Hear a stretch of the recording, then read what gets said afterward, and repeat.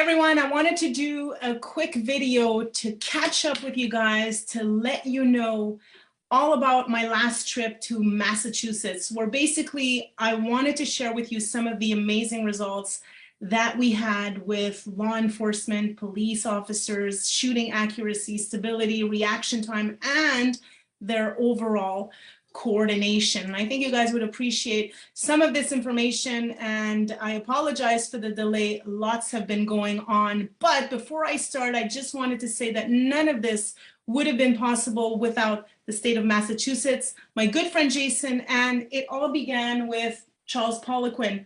It's really thanks to Charles that I've been able to connect with Jason and the state of Massachusetts to be able to bring this science to them and help them with shooting accuracy and pain, just overall health and being globally healthier as a result of living a really stressful or having a really stressful job.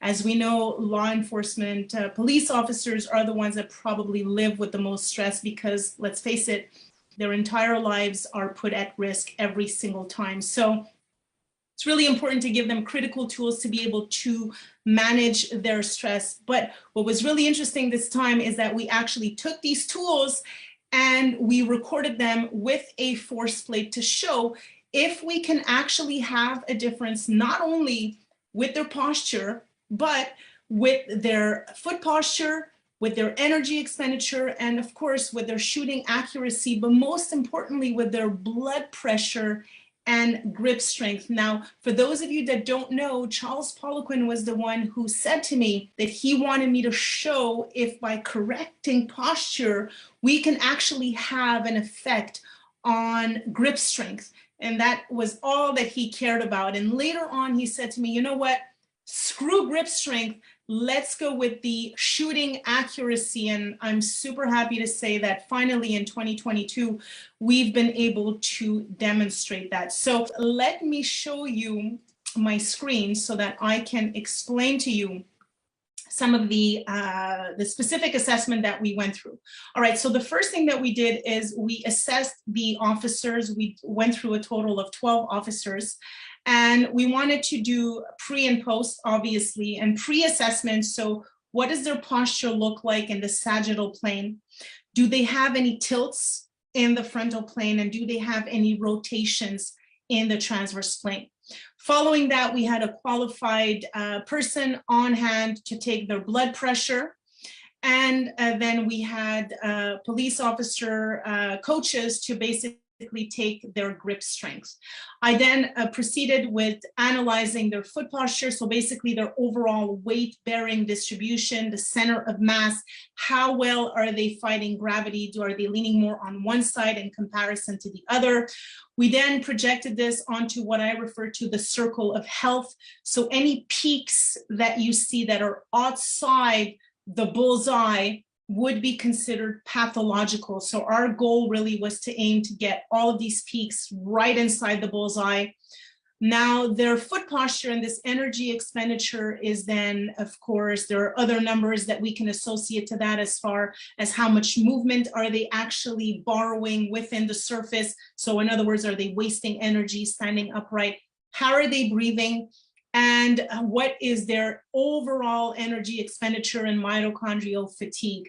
And of course, we then match that with their shooting accuracy. So here you have the pre, this is what you're seeing on top, and at the bottom is the post, so after correction. Now it's important to mention that the tools that were used to gain these results are the therapeutic insoles that we work with. And the therapeutic insoles work specifically to change the way that your brain is projecting onto your muscles. So we're using a frequency to basically stimulate the sensory cortex of the brain to create a better postural strategy for the officers, but this is also true for really virtually anyone that is human.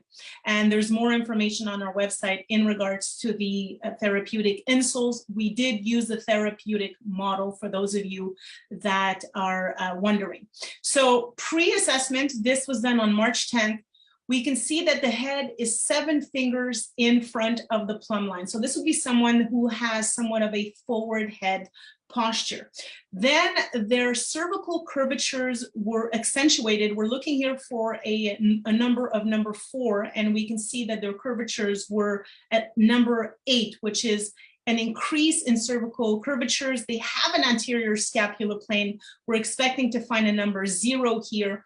And at the level of the lower back, they do have 3 fingers, which is somewhat physiological. So we're looking for 2403, and what we have is 7823. So this is a subject that has somewhat of a forward head posture and an anterior scapular plane. So that's going to cost a lot of energy, because remember, when we're standing upright, we are actually using our muscles, and we're actually wasting energy standing upright. And if we waste too much energy, by the end of the day, we'll end up being really tired.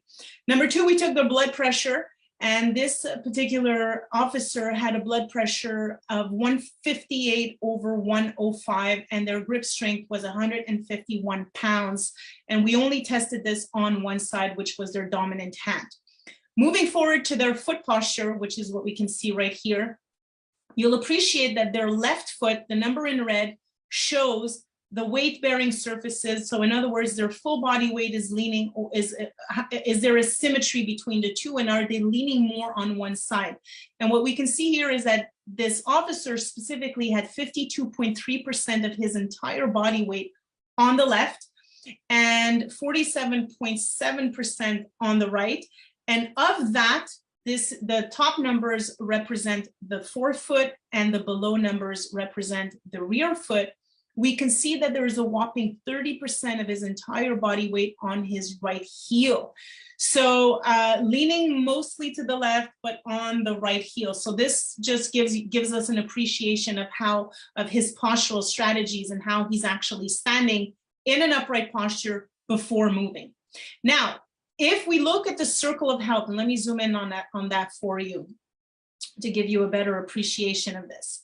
So you can see here that we have now a pie of this reality, and the pie is separated into different numbers. We have overall coordination, we have tremors, neurology, instability, frontal plane, sagittal plane. We'll have frontal plane asymmetries, sagittal plane asymmetries, vision, rigidity, and so on and so forth. The point is, and what you're looking for from a visual perspective, is you want everything to be in the bullseye.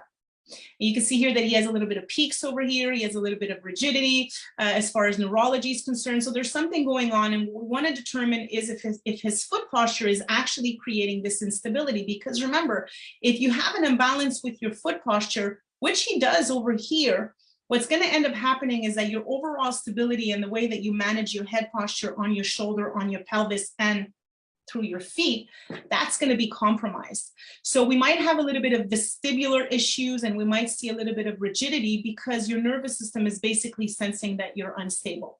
So that's where the circle of health becomes really interesting. Now, moving forward here to the energy or overall energy expenditure, what we have here is pre-postural correction with the therapeutic insoles. And the length simply represents how much movement he's actually doing within a surface. Now, the more movement you'll do within the surface, the more energy you're wasting standing upright. That's not optimal. Again, we want to make sure that we waste the least amount of energy when we're standing upright. The second reading is diaphragmatic breathing, because when we breathe, we actually move in the sagittal plane. So whether you inhale or exhale, you kind of have this movement in the sagittal plane that's happening here. And the last number here, what we see is overall energy expenditure. And overall energy expenditure, I want you to think about that as far as your mitochondrial fatigue. So the higher the number, again, the more energy you're wasting standing upright. And last but not least, shooting accuracy. Now, the way that they measured this was in a special room called the Milo room, which is a room that simulates different types of situations and targets. The officers were in the room, and before any correction, we showed 5 different scenarios in which they had to shoot several times on one target. And we did that for a total of 5 targets, pre and post postural correction. And we can see here that on this target, the officer completely missed their, had very poor shooting accuracy. So let me zoom out of this and show you the difference. And this difference was obtained simply by using the therapeutic insoles and having the officer stand with them for at least 35 seconds. Now, back to the sagittal plane, we can see that those numbers here, 78.23, we can see that those numbers now actually decreased, 46.13. So we did have an effect on the forward head posture. We did decrease cervical curvatures a little bit. Sagittal plane went back by 1 finger, lumbar spine, no changes. But in the frontal plane, we can see that the shoulders are now aligned, they're leveled, and there are no more rotations. You see here, his left arm was forward and the right glute was back. Whereas now in the transverse plane, we see a complete correction in the frontal and transverse plane. Blood pressure, 138/100. So we're having massive impact on blood pressure in a static upright posture simply by correcting the foot. And we're also having a difference by 3 pounds of strength with the dynamometer test. So from 151 up to 154. Now let's take a look at the foot posture. You'll notice here that from a bit of an unbalance or asymmetry from 52.3, we went down to 51.6. So what we're looking for is 50-50. We want to make sure that the entire body weight is evenly distributed on both feet, forefoot and rear foot, left foot and right foot.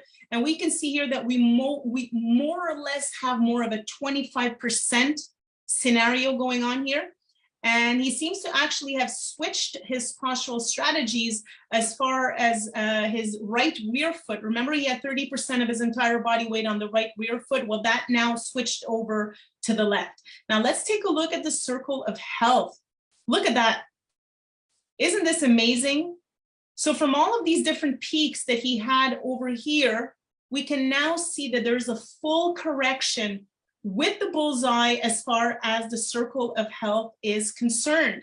And this is exactly what we're looking for. That's the optimal scenario. Now, if these numbers or if this circle of health is improving, we're going to expect the same thing with the numbers that we're reading here. Let me zoom out for you guys.